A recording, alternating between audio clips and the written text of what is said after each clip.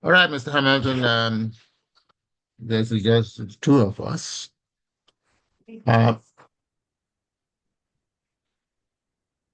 There's the two of us, no problem. I'm going to record what we have. I can understand the,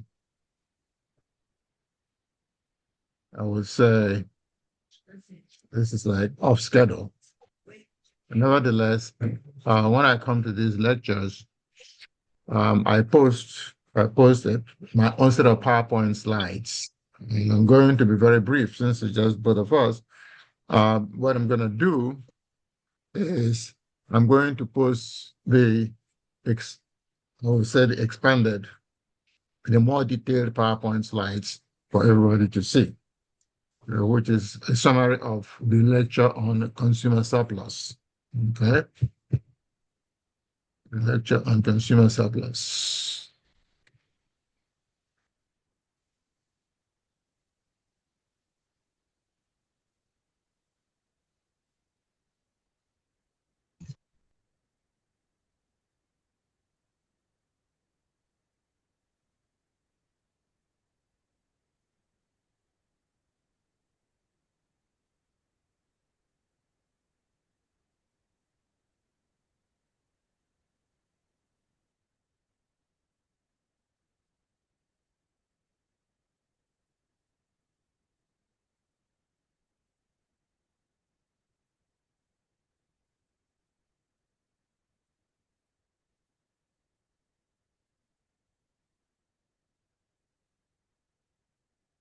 You see my slides?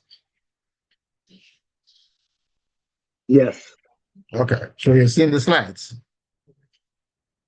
Okay. Now,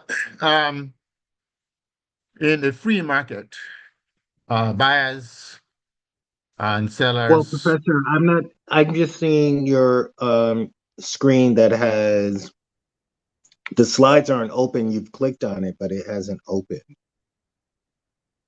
Okay, all right. Let me stop to share the screen. Take this off.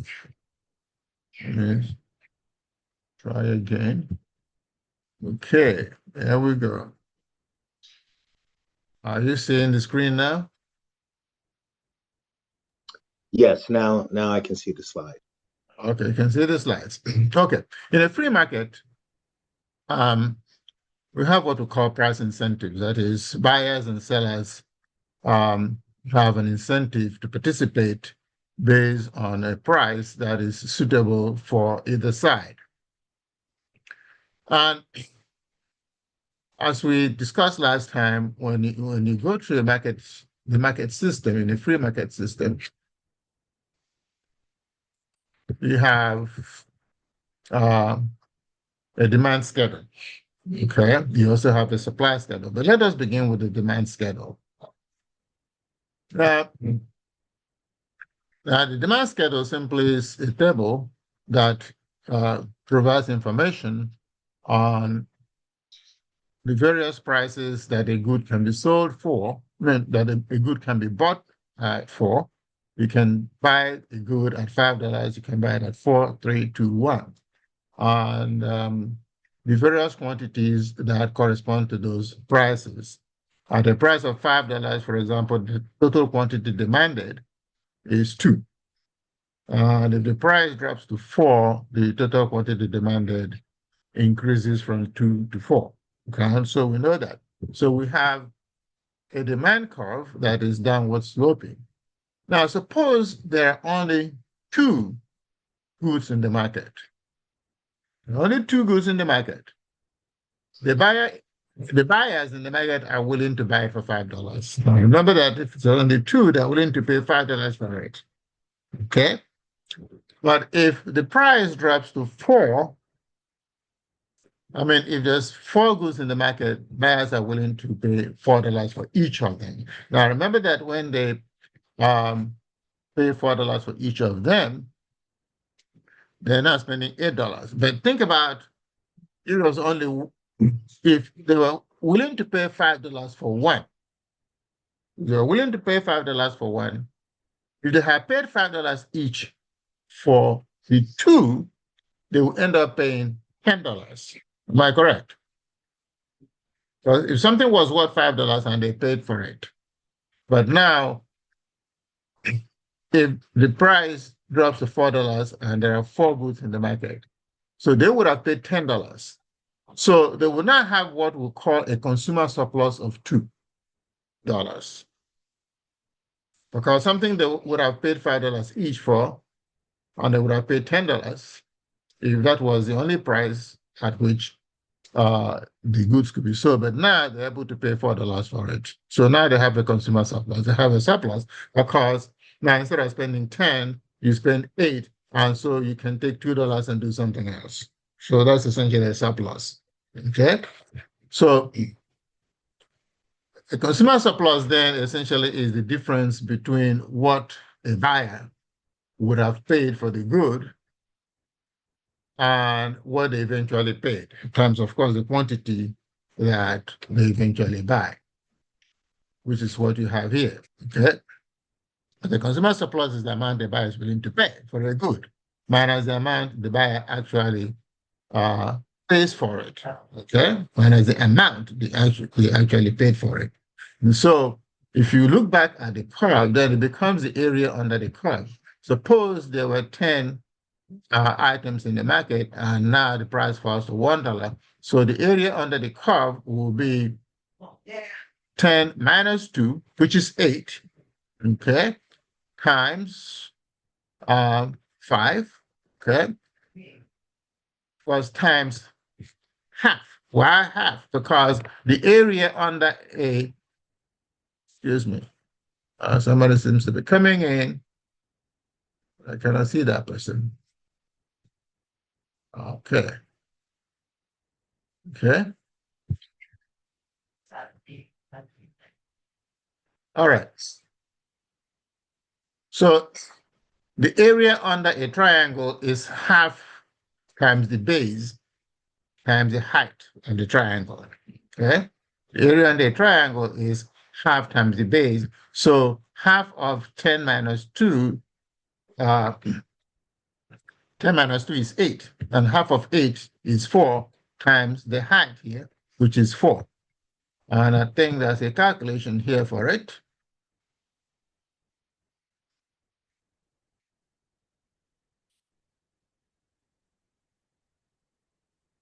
All right. So 10 minus 2 is 8, which is here, times half, times the height of the triangle, which is between 5 and 1, is 4. And so here, total consumer surplus of 16 is calculated. Okay. This is basic knowledge of geometry from high school. The area of a triangle is half base times height. Okay. So, like I said, suppose there was only two quantities of a good in the market. A buyer would have been willing to pay $5 for it. And now that the price goes down to 4 and you're able to buy 4, and so your consumer surplus at that time is half times 2, which is 1, times what do you call it? Times this is 2 times 1, which is $2. Remember, we calculated it earlier, okay? Which is $2 because you would have been willing to pay $10, but now you are paying only 8. Okay, so you have a surplus. So you use that same formula to calculate consumer surplus, and this is essentially the way the market operates. The same goes for the supply schedule. This is a supply schedule. At a price of 1, suppliers are willing to supply only 2. At a price of 5, they're willing to supply 10. And essentially what you're saying to yourself is, if the price is only $1, the supplier will supply two. Okay, supply two. If they are willing to accept $1 for a good, and then the price goes up to five, then a producer surplus will be 10 minus 2, which again is 8, times the height here, which is 16.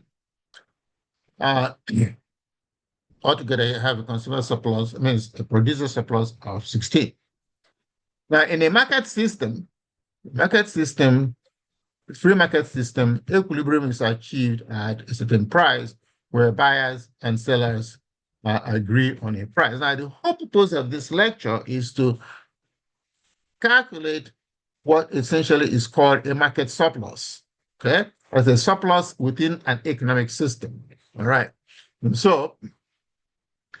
the reason we are actually going through this is to ask ourselves, what surplus is lost to the market if you impose price controls, if you impose price ceilings or price floors, okay? There can be a price floor, there can be a price ceiling, okay?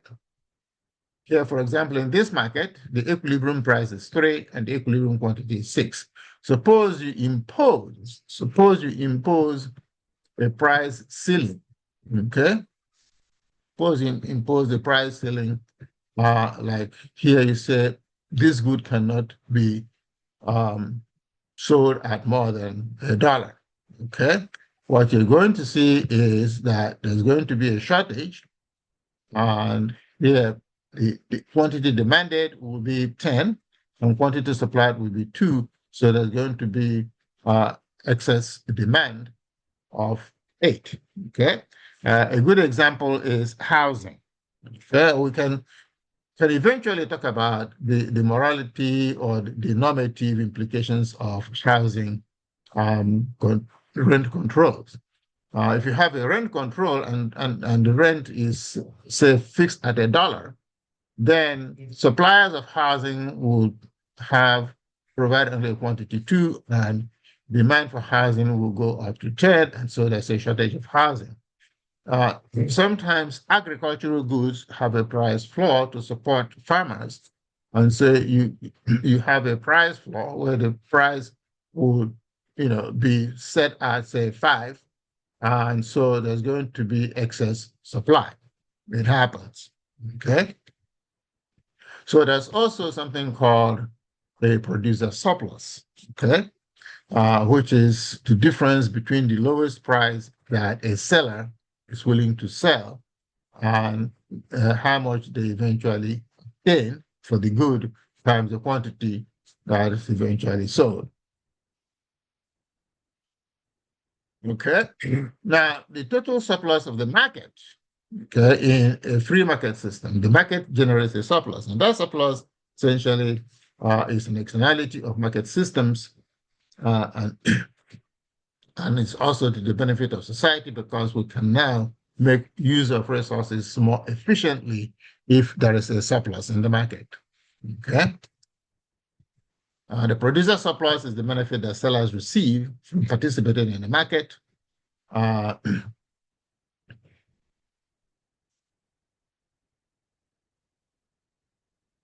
so, like I said, in an efficient market system, the surplus is a good idea because we make more efficient use of our resources.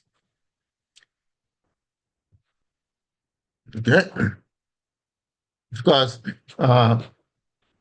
so now the total surplus in the market is the sum of consumer surplus and producer surplus. You can see that consumer surplus is the area under the demand curve, and producer surplus is the area above the supply curve.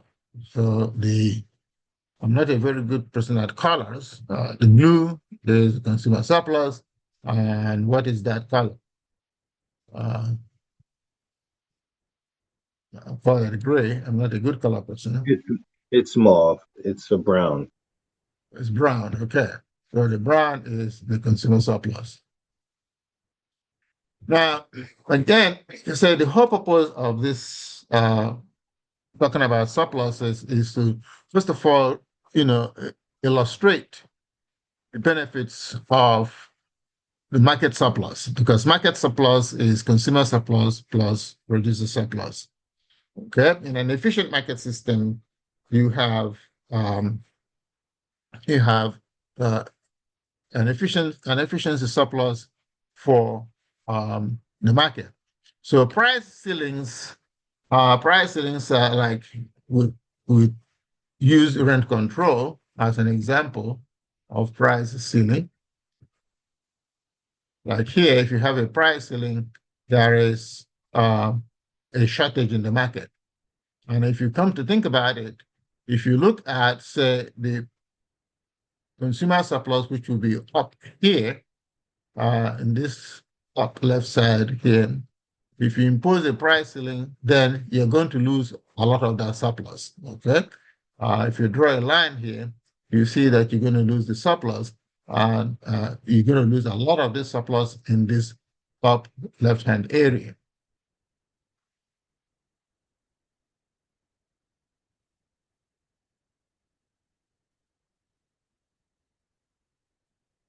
Okay, so price ceiling, of course, is the maximum price that sellers are allowed to charge for a good, like maximum rent control. A price floor is a minimum price that buyers are required to pay. Like there's price support for milk. American milk farmers have a price floor. Okay, and what happens is that sometimes the government will cut the milk so that the milk is sold at a certain price. It's a price floor to support farmers. Okay, now if you have price controls, okay, it kind of limits, reduces the quantity that a seller is willing to supply.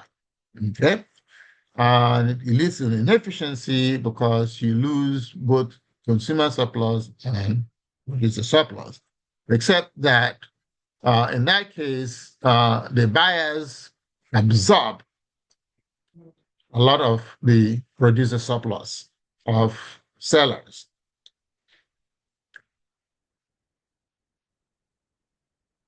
Because we know some of the consequences of price ceilings and price controls. For example, a price ceiling will create inefficiency and low quality goods. Now, a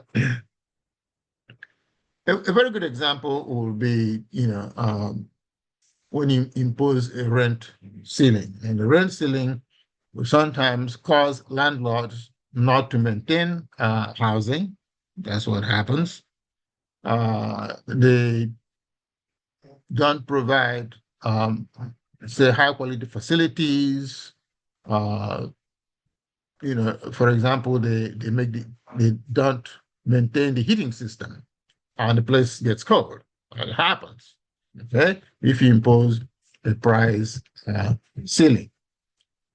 Sometimes, and if you think about quality of goods, it might also mean harassing tenants, because that's um, infringing on people's quality of life. And so harassing a tenant is a good way um, to, I'm going to move this slide.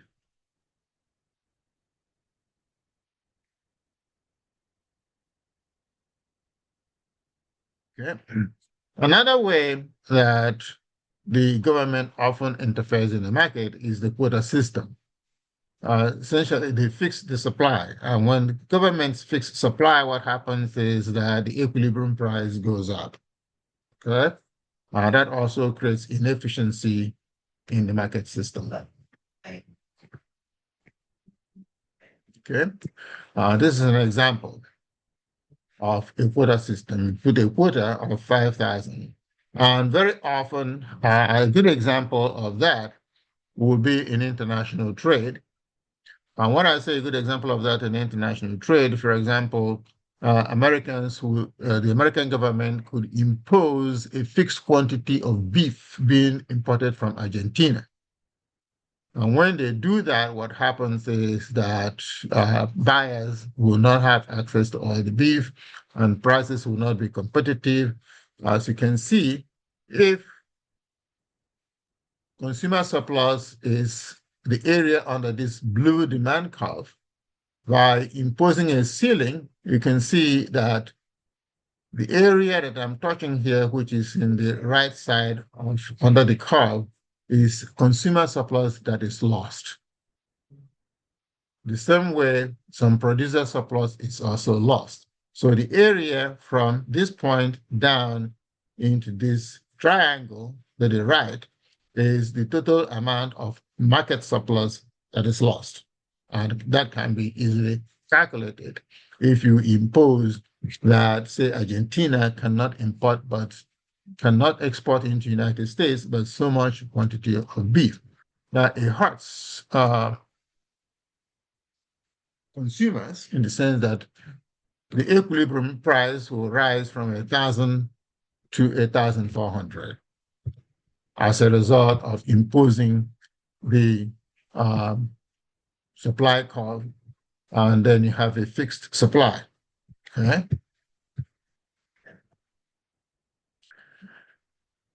Now,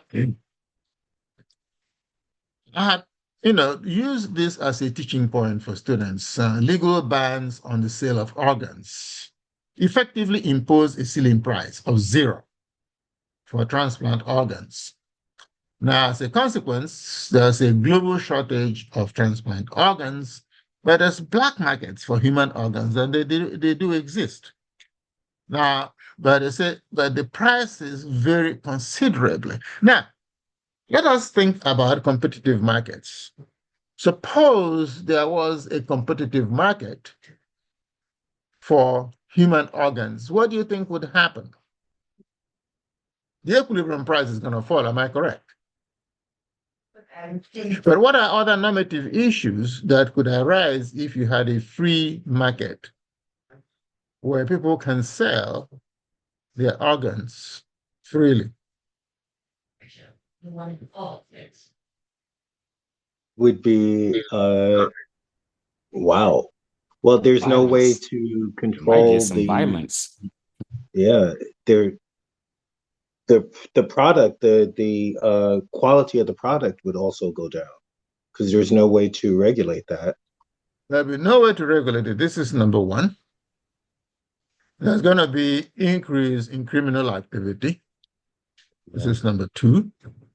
A lot of people might now actually, have pressure to sell their organs. And I'll give you a very good example. And I was born in Nigeria, and where the sale of organs is not strictly regulated, even though it is forbidden, just like in another country, but they do have a black market for it. And a lot of people, a lot of poor people, under financial pressure or with financial incentive, have gone actually to sell their kidney.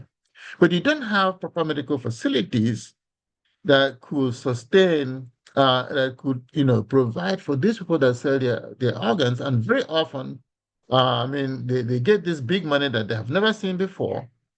And, if they are men, they quickly go and get married, they have money and do all of that stuff, and they get into business.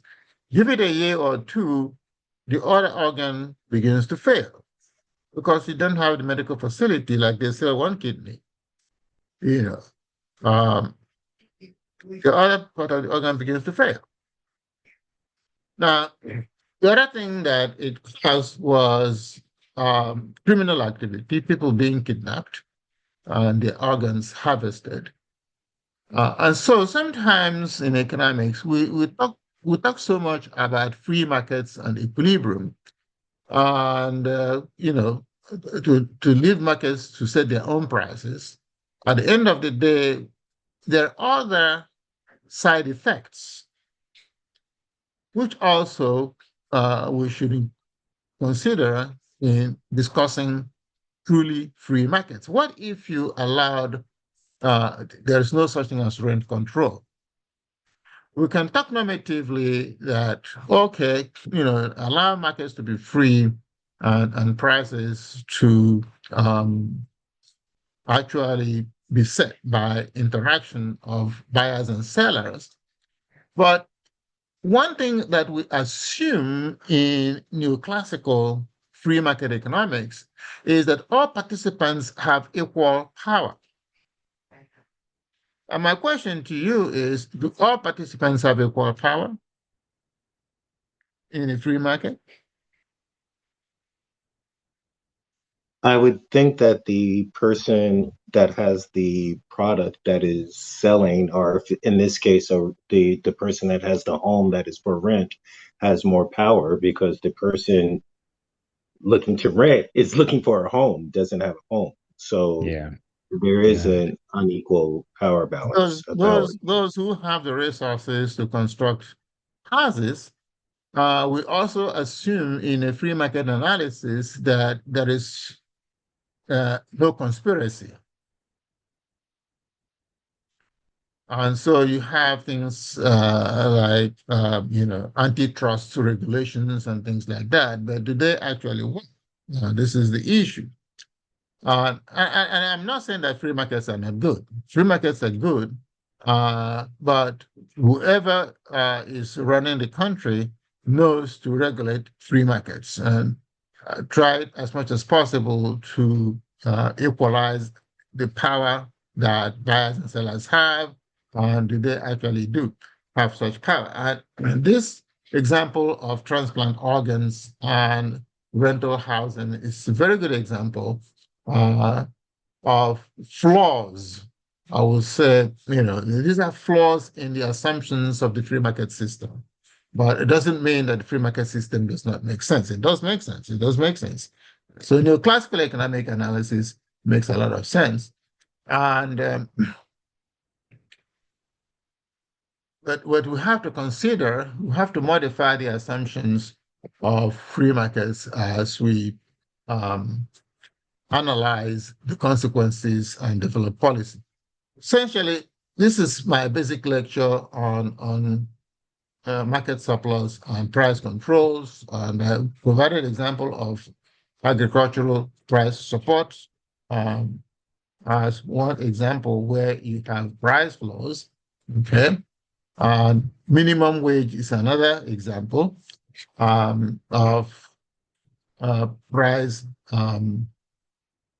What do you call it? Price floors, which is to say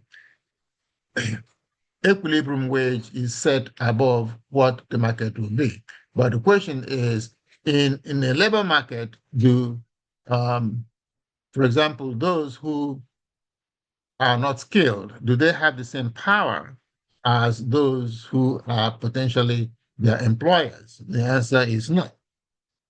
Nevertheless, you have things like minimum wage, and economists will often argue that because you have minimum wage, there is an excess supply of labor and inadequate demand of labor. And so you have excess supply here. You can see those looking for work will be Q5, and the amount of employment, quantity of employment will be QD. And so there's a surplus here because there's a price floor. You cannot pay, but you cannot pay wages below a certain minimum.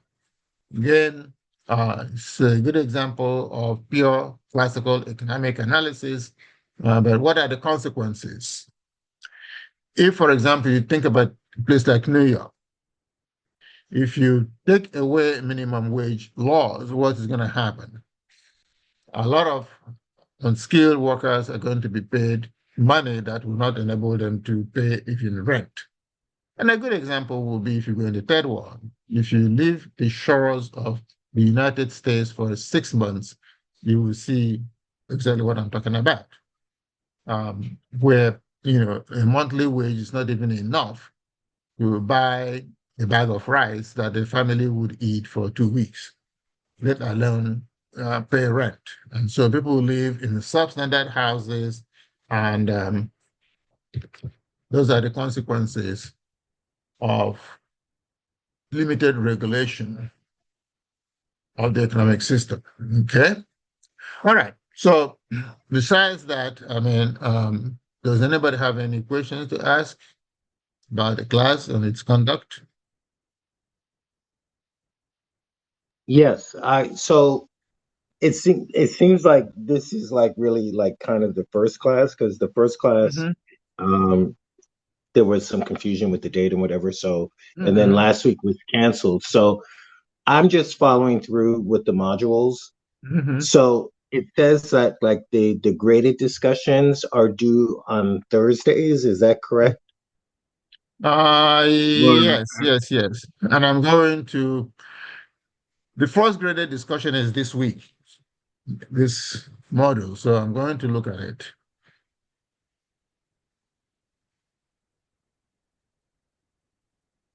I had a question too Yeah. about let me see, let me look.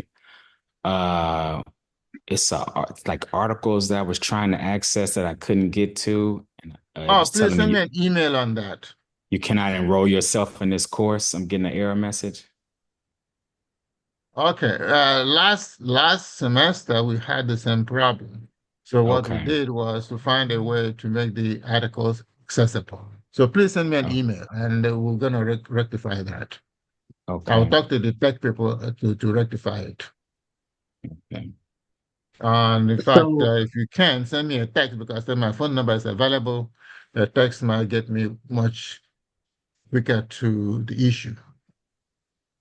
Okay. So which one is due? Was today is Thursday. The assignments are due on Thursday. Which one is due today?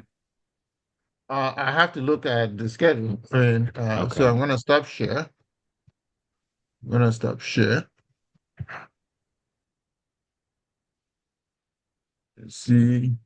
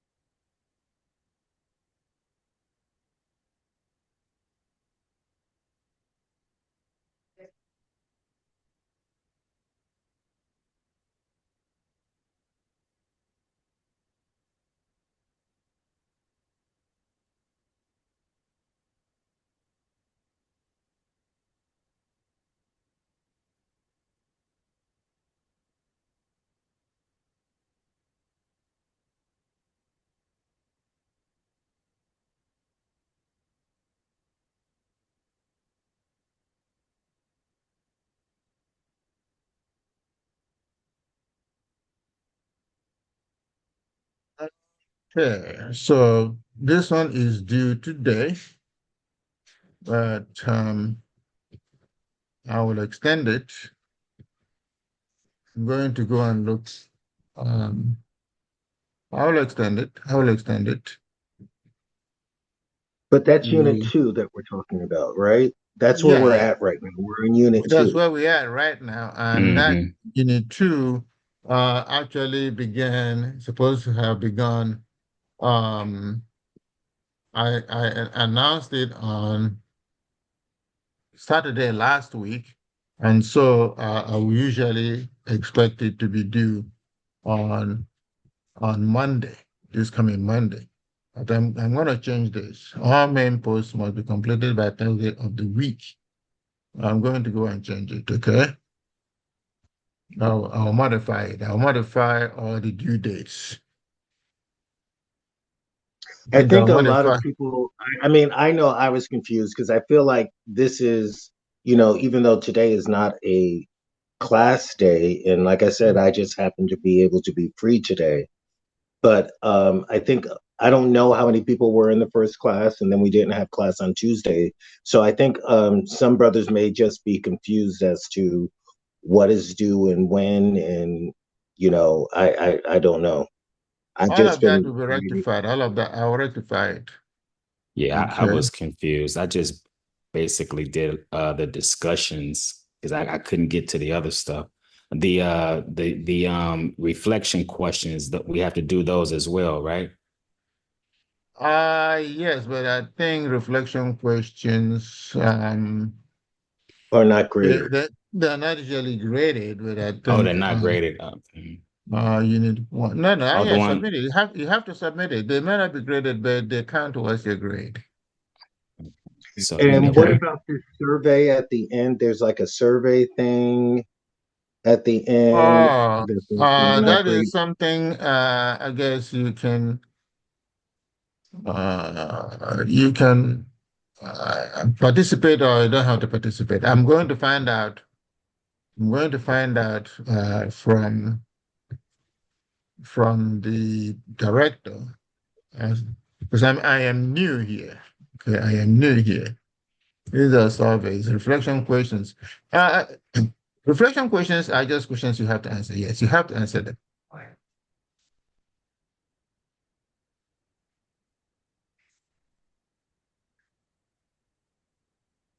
An ungraded survey, but it's for you to participate. Okay, so now you have raised important questions. Um, you have raised important questions, and I'm going to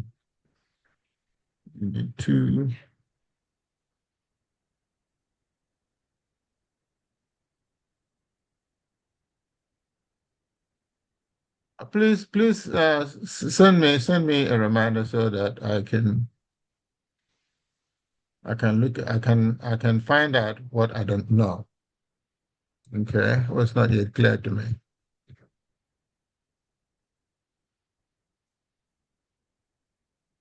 And then I will make an announcement to the class.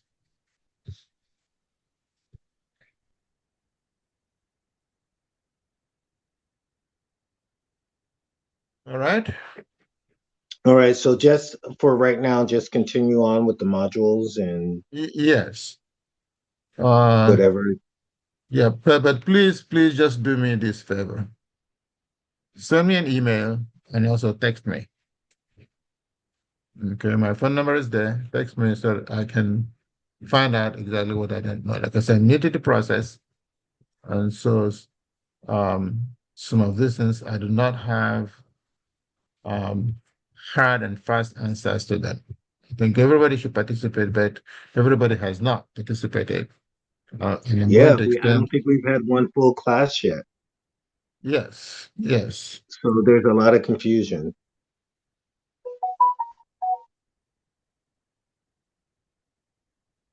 And we're going into week 3. So it's, Yeah.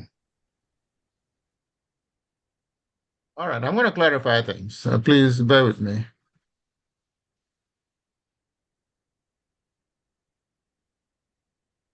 I have the PowerPoint slides for Unit 2. They are here, but I'm going to send an announcement about them. Okay, so any other questions? One more. Are the Okay. Zoom meetings, are they recorded? We can go back and reference them. Yes, they are recorded, they're automatically recorded. Okay, because I didn't see it in there last night when I was looking for it for the first one. No, the very first one was not recorded Okay. because I had not set up the recording Zoom sessions. But after that, I set up the recording sessions, and so I automatically record them. Okay, thanks. so Devin, this is the first recorded one. Yes, Okay, all right. today is the first recorded one, and I'm going to post it for everybody. All right. I have to be up at 3 o'clock in the morning, so I have to go. Okay, all right. Yeah, It's nice seeing you guys today. I'm very, very glad that somebody responded to this, and by the grace of God, I will continue to be well enough to be here Yeah. on Tuesdays. All exactly. right. Take Thank you, sir. care. All right, Thank you. then. Take care. Have a nice day. Thank you.